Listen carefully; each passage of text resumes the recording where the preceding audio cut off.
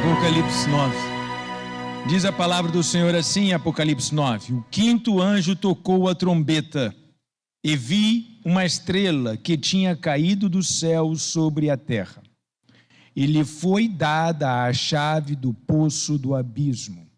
Ela abriu o poço do abismo e dele saiu fumaça como a fumaça de uma grande fornalha. E o sol e o ar se escureceram com a fumaça saída do poço. Também da fumaça saíram gafanhotos para a terra. E lhes foi dado poder, como o poder que tem os escorpiões da terra. E lhes foi dito que não causassem dano à erva da terra, nem a qualquer coisa verde, nem a árvore alguma, e tão somente as pessoas que não têm o selo de Deus na testa. Também não lhes foi permitido que os matassem, mas que os atormentassem durante 5 meses. E o seu tormento era como tormento de escorpião, quando fere alguém. Naqueles dias, as pessoas buscarão a morte e não a encontrarão. Também terão desejo de morrer, mas a morte fugirá delas. Deus e Pai soberano, lemos a Tua palavra. Queridos irmãos, 15 dias atrás, quando nós chegamos na quarta trombeta, foi anunciado no final da quarta trombeta que haviam ainda 3 outras trombetas e seriam 3 outros ais. Ai. Vimos também, quando iniciamos as trombetas, que aqui nós estamos falando de castigos. Aqui as trombetas estão falando de anúncio. Deus está chamando o seu povo através desses anúncios. Os anúncios demonstram a ira de Deus sobre a terra, sobre o pecado, melhor dizendo, né? A palavra melhor não é sobre a terra, mas sobre o pecado do homem. E essas trombetas, elas evidenciam isto. Então, vários eventos começam acontecendo como um castigo. Como castigo e, ao mesmo tempo, como anunciação. Esta é a ideia das trombetas. Então, agora, nessas próximas trombetas, a quinta trombeta vai trazer um ai. O quinto anjo, então, tocou a trombeta e viu uma estrela caindo do céu. Essa trombeta é muito interessante, irmãos, porque vai falar da chegada, da expulsão de Lúcifer do céu. Essa estrela é o Satanás que estava caindo do céu. Abre a sua Bíblia em Lucas 10, 18. Vamos ler 17 em diante. Então os 70 voltaram cheios de alegria, dizendo: Senhor, em seu nome os próprios demônios se submetem a nós. Falando para Jesus, né? Jesus aí diz: eu via Satanás caindo do céu como um relâmpago.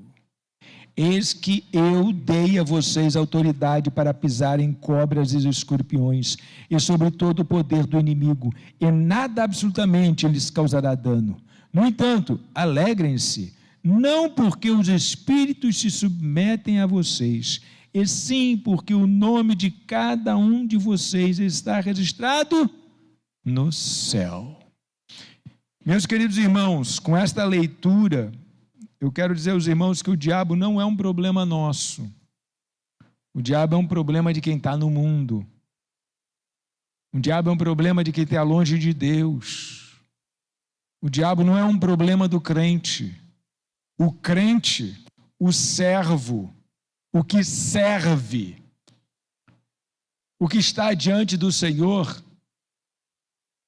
ele precisa ouvir estas palavras aqui. Eu via Satanás caindo do céu como um relâmpago. Exatamente essa estrela que é vista por João lá no Apocalipse caindo do céu. Eis que eu dei a vocês autoridade para pisar em cobras e escorpiões, isso aqui é simbólico, e sobre todo o poder do inimigo, e nada absolutamente lhes causará dano. Então essa queda de Satanás sobre a terra Em nada aflige a igreja, porque a igreja, ela está marcada, ela está selada. Aí agora a gente volta no Apocalipse e continua na leitura, no verso 4 e diante, e lhe foi dito que não causassem dano à árvore, à erva da terra, nem a qualquer coisa verde, nem a árvore alguma, e tão somente as pessoas que não têm o selo de Deus na testa. Ou seja, crente que está preocupado com o diabo, está perdendo tempo. Não perca tempo se preocupando com o diabo se você é um crente, se você é um servo, se você é uma pessoa que está na mão de Deus. Não perca tempo com isso. Quem tem que gastar tempo com isso são as pessoas que estão longe de Deus, são as pessoas que não estão servindo ao Senhor. Por quê? Porque o crente, ele é selado contra o mal, contra o maligno. O maligno não tem condição de tocar naquilo que está na mão de Deus, que é o caso de quem? É o caso do servo. Então Jesus está dizendo lá em Lucas que Ele nos deu autoridade para pisarmos em cobras e escorpiões e sobre todo o poder do inimigo, sobre todo o poder do inimigo, todo o poder do inimigo, de poder. Você tem essa condição se você é um selado. Eu sempre comparei, essa comparação minha é velha, Satanás, aquele cachorro, que quando o cavalo passa, ele vai latindo na perna, ele vai latindo, ele, e o cavalo vai bem na dele, o cavalo não está nem aí para ele, para o latido dele. Você já viu essa cena? Um cavalo passando, puxando uma carroça, aí vem um cachorro na perna do cavalo, e fica ali, e o cavalo vai bem na dele, assim. Se eu te der uma patada, tu vai ver estrela. Se eu te der uma patada, tu não sabe o que te acontece. Você entendeu? É tão desproporcional que o cavalo nem revida aqueles impropérios todos que o cachorro fala naquele latido ali. Entendeu? É assim que eu comparo Satanás e os servos selados, que estão selados na fronte, que tem muito bem aqui dentro no seu intelecto de quem são. Então essa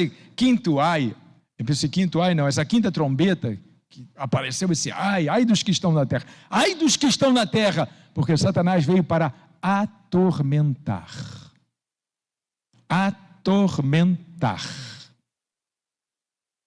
E aqui falando uma coisa interessante, que a gente ouve isso muito, e agora eu na psicologia ouço isso demais, sempre estou tendo assim notícia que o fulano tentou se suicidar, fulano tentou se matar, sem contar os que chegam no consultório e diz que tinha muita vontade, só não tinha coragem. Aí eu lembro do Apocalipse, aqui ó, desejo de morrer, não tem coragem, mas tem desejo. Sem contar aqueles que tentaram e não conseguiram. A morte fugiu deles. Gente, a morte fugiu deles. Como é que a pessoa faz um negócio contra a sua própria vida e não consegue? A morte fugiu deles. Não, tu vai ficar vivo. Tu não vai morrer, não. Satanás veio para atormentar, não foi para matar ninguém. Então esse ai é um ai preocupante para quem está no mundo. É como se Deus estivesse avisando as pessoas que estão no mundo, olha, veja lá aquelas pessoas lá que estão na casa do Senhor. Eles não são atormentados. Olha como são pessoas equilibradas, organizadas, que tocam suas vidas de uma forma tranquila. Gente, eu não estou querendo dizer que a gente não tem problema. Lógico que a gente tem problema, Tem irmãos que têm problemas com filhos, tem irmão que tem problema no emprego, tem irmãos que têm problemas, porque a gente está aqui nessa vida, até mesmo aprendendo a própria vida, aprendendo a viver. Já pensou se a gente tivesse um curso antes de nascer para aprender a viver? Como é que a gente aprende a viver? Vivendo.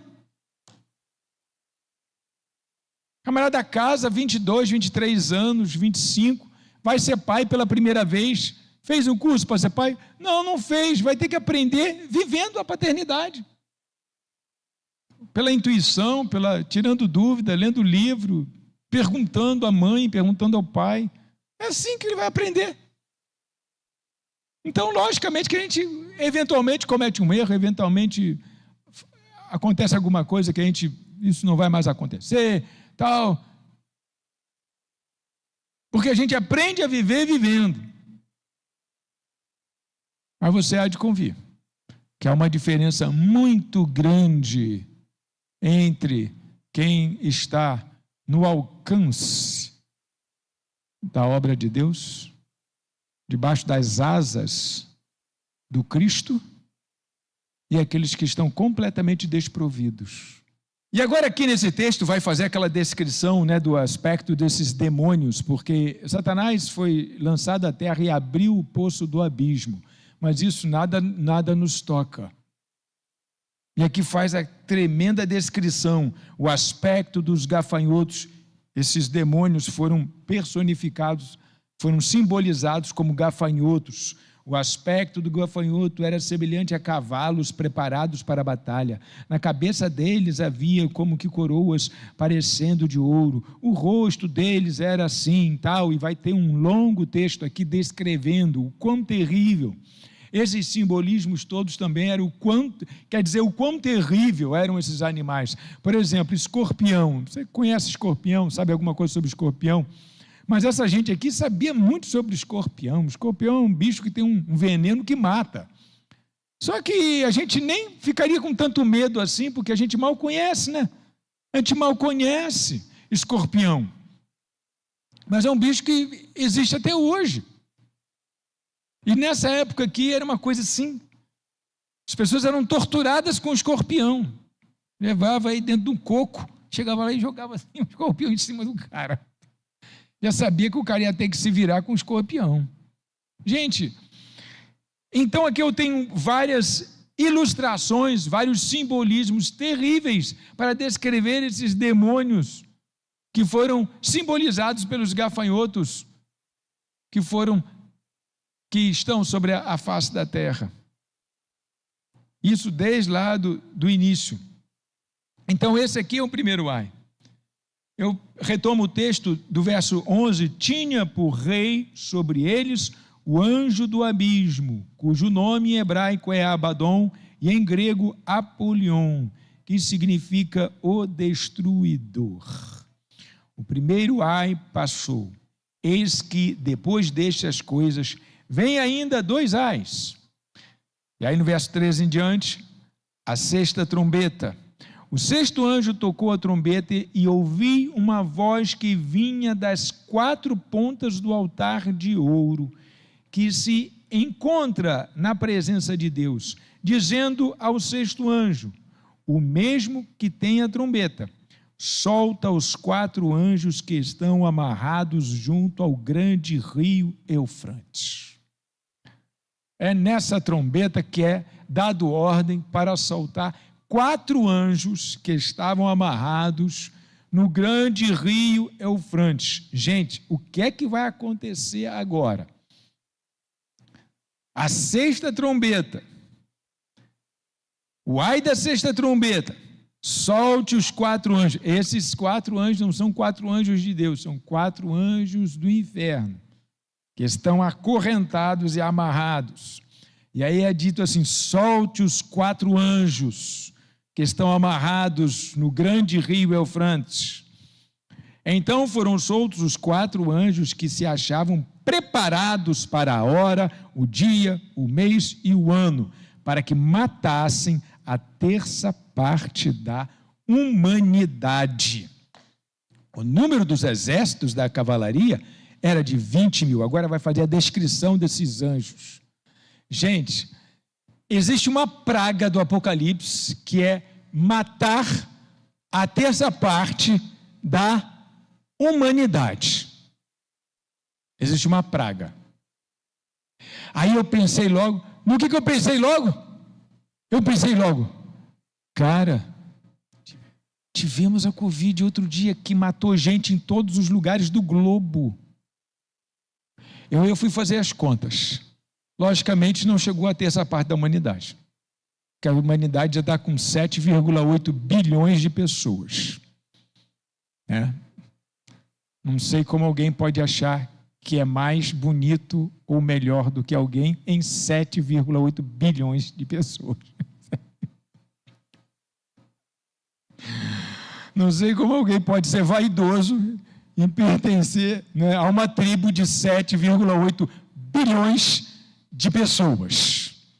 Tipo assim, você some e o conjunto não altera em nada. Simples desse jeito. Então, em 7,8 bilhões de pessoas, 1/3 daria 2,60 e poucos bilhões de pessoas que teriam que ter morrido na pandemia, para que a gente entendesse isso aqui. Mas se você observar, números no Apocalipse não são números, são símbolos. Se você procurar ainda na internet hoje, qual foi a maior tragédia, a maior pandemia que matou o maior número de pessoas na face da Terra, a internet ainda vai responder que foi a gripe espanhola. Isso ainda não está atualizado, ainda vai responder que foi a gripe espanhola, que foi um absurdo de mortes. E no Brasil, na gripe espanhola, morreram 35 mil pessoas. 100 anos depois, na Covid, morrem mais de 700 mil pessoas. Potencializa esse número, que era um absurdo, que foi declarado como a 4ª parte do planeta morreu na gripe espanhola. Esse dado é um dado, lógico, que é furado, porque nessa época não tinha ainda censo para você dizer uma coisa dessa. Mas o que foi noticiado é que a 4ª parte da humanidade morreu em 1918 a 1920, na gripe espanhola. Lógico que não podemos confiar nesse número, parece que a contagem começou de 1960 em diante, então não tem como confiar nesse número. Esse dado eu não estou bem certo. Mas eu sei que isso é bem recente, essa contagem desses bilhões de pessoas aí. Então, queridos irmãos, se você veja as proporções que a Covid tomou, quando no texto sagrado fala em 1/3, acredito que a gente precisa olhar mais para proporções. Só que eu não quero também dizer para você e fazer uma afirmação dessa, que isso, olha, é uma praga do Apocalipse, porque não seria só isso, irmãos.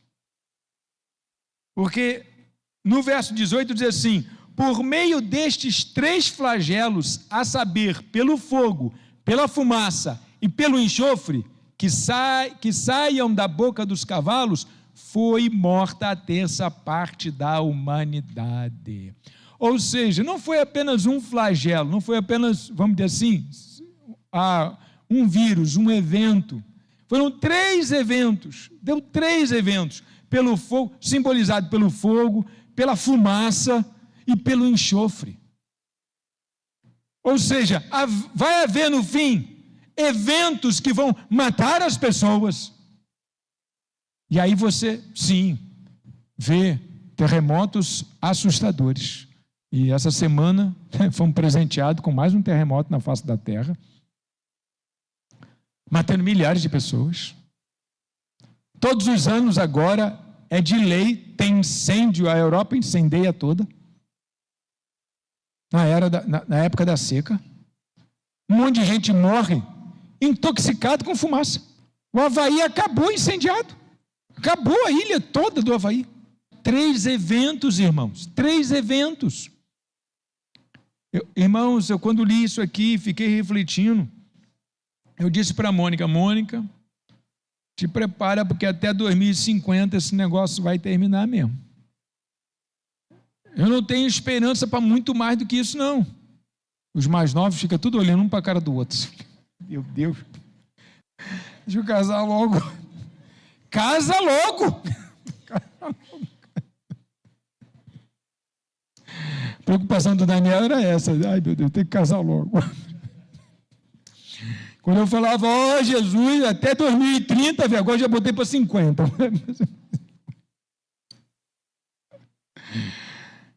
Mas a gente faz uma brincadeira com isso. Mas, irmão, o que tu quer que eu pense?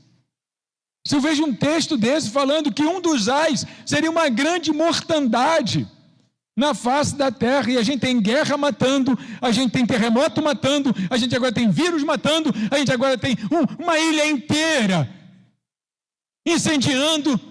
A Europa incendeia muito, todo ano, e mata um monte de gente.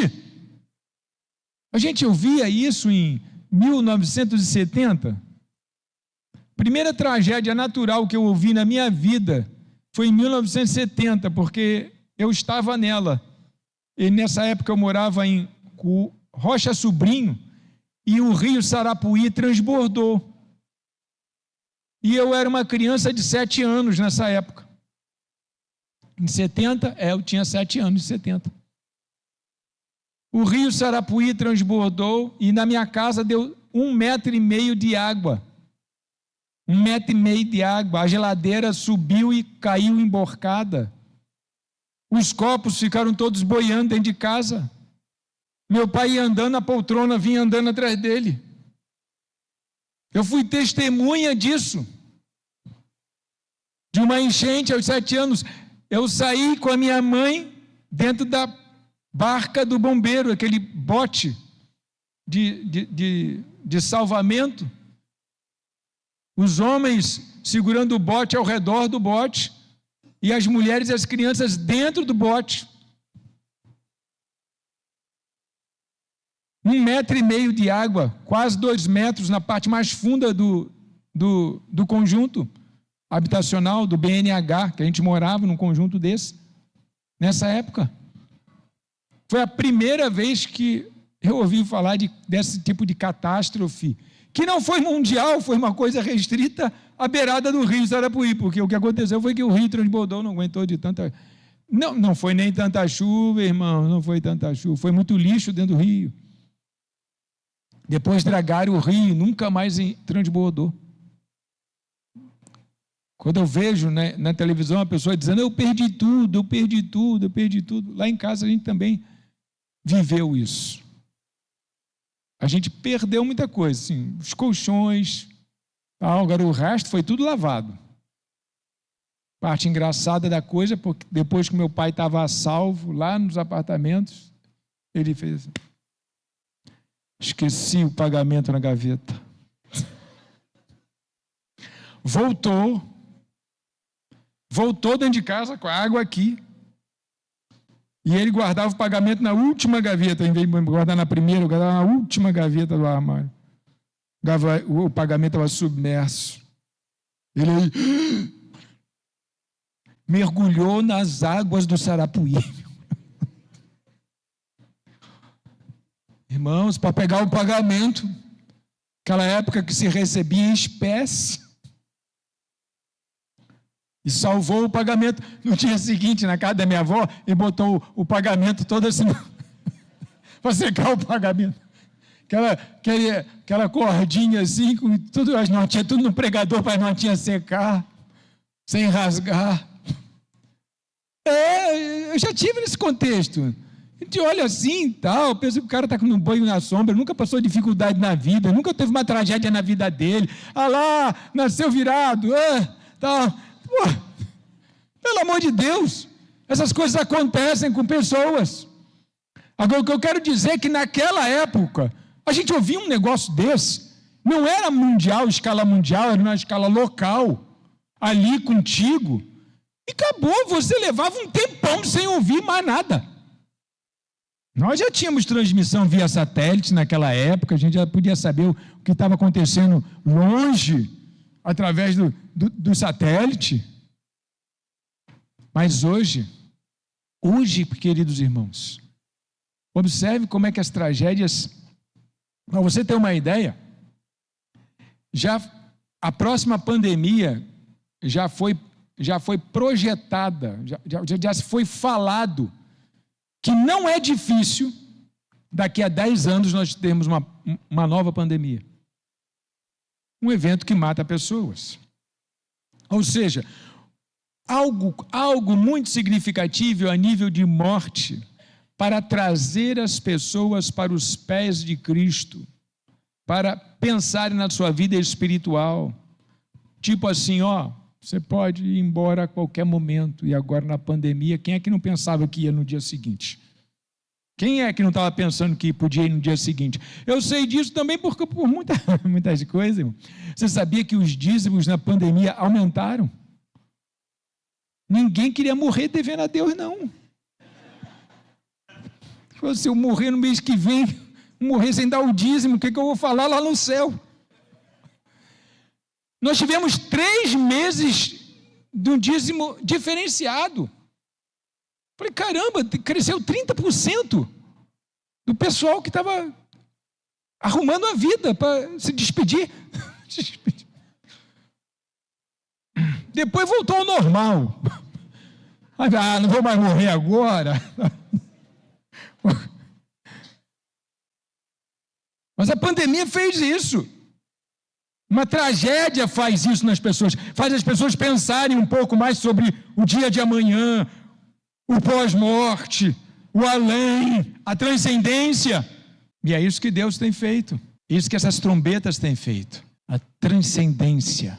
O que você vai fazer depois, ou o que você vai estar fazendo hoje, pela transcendência, pelo que vai viver depois. Verso 19: pois a força dos cavalos estava na boca e na cauda deles.